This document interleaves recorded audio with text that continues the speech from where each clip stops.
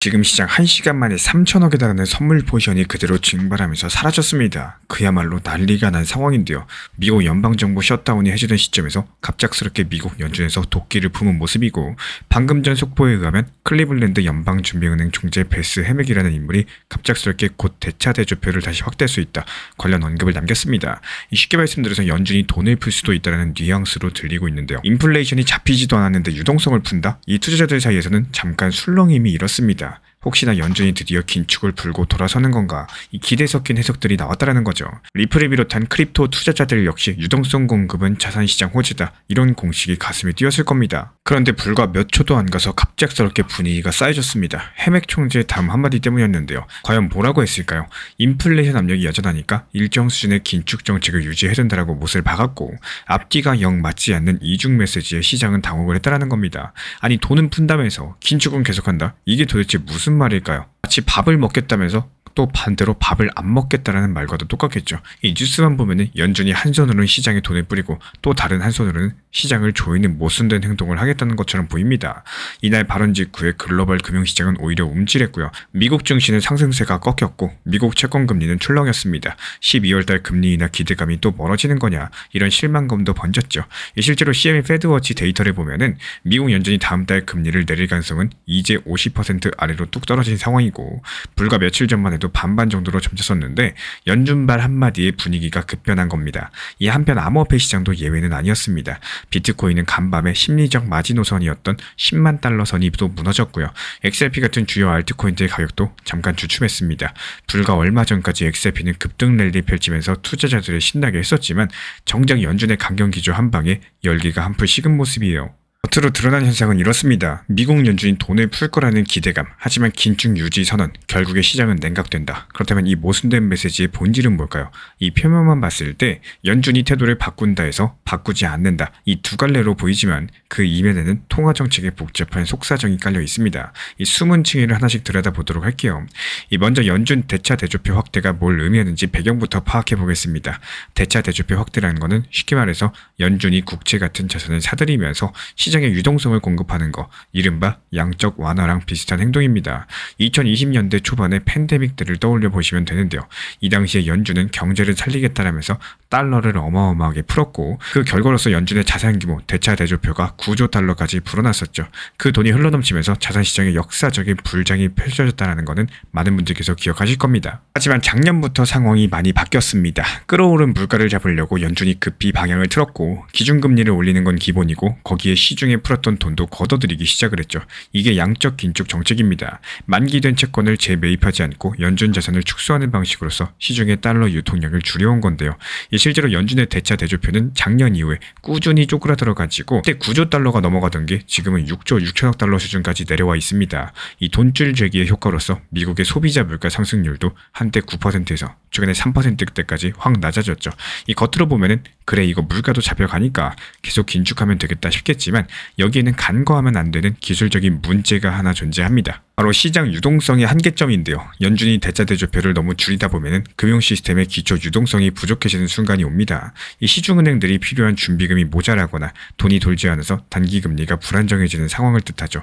이미 2019년에 한번 비슷한 일이 있었어요. 이 당시에 연준이 QT를 진행하던 도중에 은행 간의 자금 시장 금리가 갑작스럽게 급등하면서 단기 유동성 경색 조짐이 나타났거든요. 결국에 연준이 놀라가지고 예전에도 없던 채권 매입을 재개했죠. 겉보기엔 돈을 푼 거지만 사실은 시장에 기름을 치는 작업이었달까요? 이 금융 시스템의 급한 불을 끄기 위한 기술적인 조치였던 겁니다. 그때 연준은 이건 어디까지나 준비금 관리 차원이지 통화정책 완화가 아니다라고 선을 그었고, 이번 해맥 총재의 발언에서 말한 기술적인 요인에 따른 대차 대조표 확대라는 건 딱 이런 맥락이에요. 지금 미국 금융시장에도 살짝 비슷한 냄새가 납니다. 연준이 돈줄을 조이는데 한계치에 가까워지고 있다는 신호들이 포착되고 있기 때문에 가령 은행 간 단기 자금 조달 금리가 조금씩 들썩인다라거나 연준의 유동성 공급 창구를 찾는 금융기관이 늘어난다라거나 이런 움직임들이요. 이 마침 미국 재무부가 국채를 쏟아내면서 시중자금이 국채로 빨려 들어가는 중이고, 이러다 보니까 은행 시스템에 풀린 돈들이 빠르게 줄어들고 있습니다. 이게 연준 입장에서는 이제 좀 멈춰야겠다 싶었는지 최근에 채권 보유 축소를 곧 중단하겠다고 밝혔는데요. 더 이상 자산을 줄이지 않고 현재 수준을 유지하겠다는 건데 해맥 총재가 언급한 머지않아 다시 대차 도조표를 키울 수 있다. 이런 말이 바로 이 연장선상에 있는 겁니다. 실제 연준 내부 실세 중의 하나인 존 윌리엄스 뉴욕 연은 총재도요. 며칠 전에 비슷한 이야기를 했습니다. 곧 준비금이 바닥 수준까지 떨어질 테니까 그때부터는 점진적인 자산 매입을 시작할 시점이다. 이렇게 공개적으로 언급 남겼고 다시 말해서 내년 초쯤에는 시장 안정을 위해서 연준이 국채 매입을 재개할 수가 있다는 거예요. 여기서 바로 중요한 포인트가 나옵니다. 연준이 말하는 자산 매입 체계는 어디까지나 유동성 관리 차원이라는 사실인 거죠. 윌리엄스 총재가 이 점을 분명히 했어요. 필요한 유동성 확보를 위한 매입은 통화정책의 기조 변화가 전혀 아니다라고 못을 박았기 때문에 해맥 클리블랜드 총재가 긴축 정책 유지를 굳이 강조한 것도 똑같은 맥락입니다. 여기서 우리가 혼동하면 안 될 A랑 B가 바로 이 부분이에요. 여기서 A는 연준의 기술적인 유동성 공급이고 B는 연준의 통화 완화 전환입니다. 이 시장의 일부는 A를 보고 벌써부터 B로 착각해버렸지만 정작 연준에서는 이건 아니다. 둘은 다르다. 이렇게 강조를 하고 있는 셈이라는 거예요. 유동성 공급 이콜은 금리 인하가 아니라는 이야기입니다. 결국에 생각해보면 이게 가능한 이유가 있습니다. 예전에는 중앙은행이 돈을 풀면 그 자체가 시중금리 하락과 경기 부양으로 직결되곤 했지만요. 요즘 연준은 별도의 금리 조절 수단을 많이 가지고 있습니다. 예를 들어가지고 은행들에게 금리를 미리 정해서 돈을 예치하게 한다거나 초과 자금을 흡수하거나 풀어주는 여러 가지 새로운 창구들을 운영하면서 기준금리 목표를 상당히 정확히 유지하고 있어요. 쉽게 말씀드려서 연준은 유동성의 양과 금리 수준을 어느 정도 분리해서 운영이 가능하게끔 한 겁니다. 그래서 필요할 때는 시장에 돈을 좀 넣어주더라도 이 금리가 높은 수준을 유지하면서 긴축 기조는 이어갈 수 있다고 보는 거고 바로 이렇게 필요할 때 머지않아서 올지 모른다. 이렇게 해맥 총재 등이 경고한 거고요. 연준이 정책은 여전히 긴축 기조라고 강조한 것도 이 시장이 이 미묘한 차이를 오해하지 않길 바랐기 때문이겠죠. 그게 정리하면 이렇습니다. 연준은 인플레이션과의 싸움에서 아직 승리 선언은 이르다라고 보고 있는 거고 실제 해맥 총재는 현재 통화 정책을 겨우 약간 제약적인 수준일 뿐이라고 했는데요. 물가 상승 압력을 꺾기에는 지금 금리 수준도 빡빡하지 않다라는 판단입니다. 최근 실업률이 조금 오르고 경기 둔화 조짐이 보여지고 있지만 연준 매파들은 아직 경제가 견딜만하고 물가 목표가 2%를 훌쩍 넘는 한 섣부른 완화는 안 된다라는 입장이에요. 이 심지어 일부 연준 전망치는요. 2028년까지 물가 상승률이 목표를 상회할 수 있다라고 내다보고 있을 정도입니다. 2% 목표 복귀에 거의 10년이 걸릴 수도 있다는 얘기인 건데 그러다 보니까 연준으로서는 섣부르게 긴장을 풀 상황이 아니라는 거예요. 그리고 해맥 총재 자신도 불과 일주일 전에 FOMC에서 금리 인하 결정에 반대표를 던졌던 인물입니다. 노동시장이 약해지는 것도 걱정되지만 지금으로서는 물가가 더 큰 위험이다. 이게 그의 생각이고 그리고 여기에는 관세 인상 요인도 한몫을 합니다. 해맥 총재가 이번 발언에서 높은 관세로 인해서 내년 초까지도 물가 상승 압력이 이어질 것이다. 관련 지적을 남겼어요.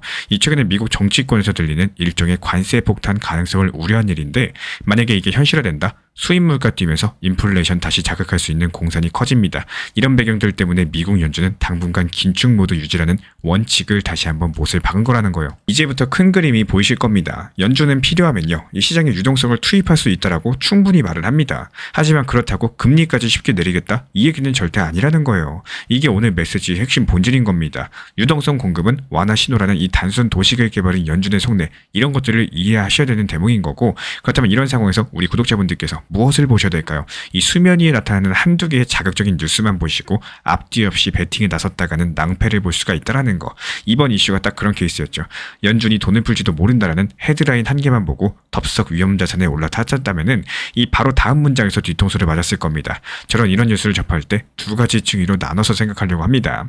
먼저 거시 지표랑 연준 신호 그리고 시장 참여자들의 반응이에요. 우선 연준 신호부터 냉정히 살펴보면은 사실 해맥 총재의 발언은 갑작스럽게 튀어나온 건 아닙니다. 연준 의장 파월을 비롯해서 다른 지역 연은 총재들도 최근에 당장 추가 금리 인하는 장담할 수가 없다라는 취지의 발언을 계속 내놨었고 이 시장이 들떠가지고 앞서갈까봐 일부러 경계심을 준 거죠. CME 페드워치 같은 데이터를 보면은 이런 분위기가 숫자로도 드러납니다. 방금 언급드렸던 것처럼 12월 달 금리 인하 가능성은 50% 미만으로 내려왔고요. 내년 상반기 동안 몇 번이나 내릴 거라는 이 기대치도 한풀 꺾였어요.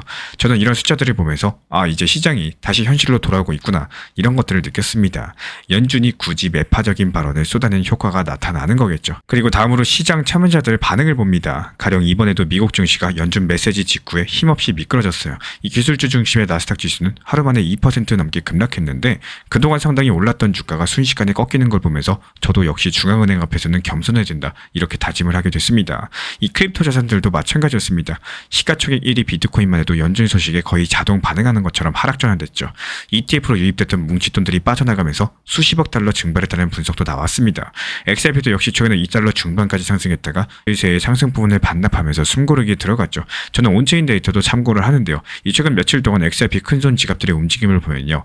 매수세가 주춤하고 거래소로 입금되는 물량이 약간 늘어나는 모습이 포착이 됐습니다. 단기 조정 대비해가지고 물량 정리하는 움직임도 있구나, 이렇게 짐작이 가능한 대목인 거고, 이런 지표들을 종합해보면 현재 시장 참여자들은 당장은 무리하지 말자 이런 쪽으로 기울어 있다는 겁니다. 그렇다면 실제 투자 전략은 어떻게 될까요? 저라면 연준의 스탠스가 확실히 바뀔 때까지는 기본적으로 수비적 태세를 유지할 겁니다. 사실 XRP 같은 자산에 장기 투자를 하는 입장에서 이 연준의 일거수일투족까지 일일이 매매에 반영하기는 어렵습니다. 이 대신에 크게 두 가지 신호를 주시하는데요.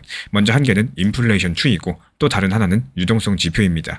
물가 상승률이 진정돼서 연준이 마음 놓을 수 있는 수준이 오면요, 금리 인하 사이클이 시작이 될 테고, 그때가 큰 기회의 시작점이 되겠죠. 유동성 지표로 하면 연준 대차대조표나 시장 자금 흐름을 같은 건데, 아까 말씀드렸던 것처럼 연준이 실제로 다시 돈을 풀기 시작하는지 혹은 풀 수 있는 전망인지 이런 것들을 보는 거예요. 결국 크립토의 대세 상승장은 거시 유동성의 순풍이 불어줘야지 본격화되는 경향이 있다는 거. 지난 1년 동안 XRP를 포함한 알트코인들이 힘차게 올라설 수 있었던 배경에도 미국의 금리 인하 기대랑 기관 자금 유입 같은 이런 완화적인 환경이 자리했었죠. 반대로 지난 2022년을 한번 떠올려보면 어떨까요? 연준이 급격하게 긴축하니까 비트부터 알트까지 냉혹한 겨울을 맞았어요. 저는 이걸 늘 염두에 두고 있습니다. 결국에 시장은 돈의 흐름에 달렸다는 거. 이런 관점에서 봤을 때 연준이 대차대조표 확대를 언급했을 때는 너무 앞서 나가는 것도 경계하지만요. 그렇다고 그 가능성을 완전히 무시하는 것도 경솔합니다. 그래서 저는 연준 인사들의 힌트를 귀담아 듣되 행동은 확실한 전환 신호가 올 때 옮기자는 쪽이에요. 예를 들어가지고 진짜로 내년 1분기쯤에 연준이 다시 채권 매입에 나선다? 그러면 저는 이제 판이 슬슬 바뀌는구나, 이렇게 판단하고 더 공격적으로 움직일 생각입니다. 반대로 그 전까지는 큰 방향성 없이 오락가락할 수 있는 장이라고 보고 이 기존 포지션을 지키면서 관망하는 전략을 선택을 할 겁니다. 쉽게 말씀드려서 지금은 내 총알을 함부로 쓸 때가 아니다라는 거, 제 자신의 원칙이랄까요. 이렇게 마음먹고 나면은 연준말 뉴스 하나하나에 덜 휘둘리게 됩니다. 앞으로의 전망을 함께 생각해보죠. 연준이 계속 매파 기조를 유지한다면 시장은 당분간 출렁이는 조정 국면에 벗어나기 어려울 수도 있습니다. 금리 인하 시점이 자꾸 뒤로 밀려나면요, 그만큼 유동성 확대의 훈풍도 늦게 불 테니까요. 일각에서 이미 연준이 사실상 긴축 사이클을 끝냈으니까 곧 완화로 돌아설 것이다, 이런 기대를 아직 버리지 않고 있지만, 정작 연준 위원들 발언을 들어보면은 상당수가 내년까지도 쉽게 금리를 내리지 못할 수 있다는 각오를 하고 있습니다. 결국에 관건은요, 인플레이션 추이랑 경기 둔화 정도인 거고, 만약에 올해 말부터 내년 초까지 물가 상승률이 확실히 2%대로 눌리고 경제 성장도 꺾인다 싶으면은 연준도 그때는 태도를 바꾸겠죠. 그 시나리오에서는 내년 중반부터는 본격적인 금리 인하랑 함께 새로운 유동성 장세가 펼쳐질 가능성이 있습니다. 당연히 주식이나 크립토 같은 리스크 자산에는 날개가 달릴 거고요. 특히 XRP처럼 이미 활용도랑 이슈를 갖춘 자산들은 그 새로운 사이클의 주인공이 될 거란 기대감도 나옵니다. 실제로 많은 애널리스트들이 연준의 유동성 전환이 현실화되면은 2026년은 디지털 자산의 해가 될 수 있다, 관련 전망을 내놓고 있죠. 반면에 반대 시나리오도 배제할 수가 없습니다. 인플레이션이 생각만큼 안 내려갈 경우, 가령 말씀드린 대로 미국이 대중 관세를 또 올린다라거나 유가 같은 원자재에 빨 물가 자극 요인이 생겨가지고 물가가 다시 꿈틀대는 상황이 온다면은 연준은 오히려 긴축 기조를 더 길게 끌 가능성도 있겠습니다. 그렇게 되면 시장에는 또 한 차례 겨울이 올 수도 있겠죠.